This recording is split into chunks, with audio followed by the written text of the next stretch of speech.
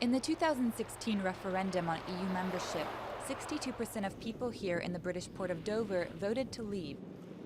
But £122 billion worth of trade transits through the port every year, and some fear a post-Brexit border with additional checks on vehicles would lead to chaos. We have a tremendously successful port, 1.25 million trucks a year going through Dover.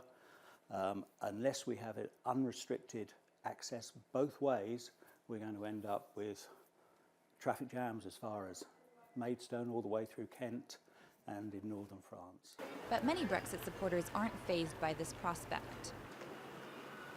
Unless they can change the custom regulations and things, I think it's going to gridlock for a while. But all these things are solved.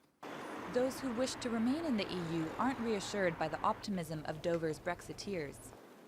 I feel like a lot of people were motivated by sort of the immigration side of things, obviously being near the port.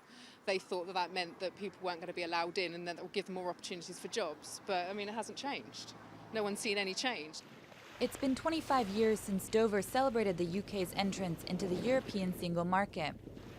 Derek Leach remembers that night well.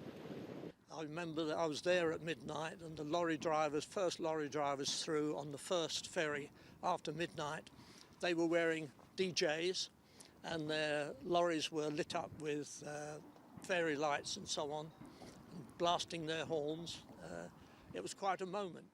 With just 1 year to go until Britain's planned exit from the EU, Dover's leavers remain defiant.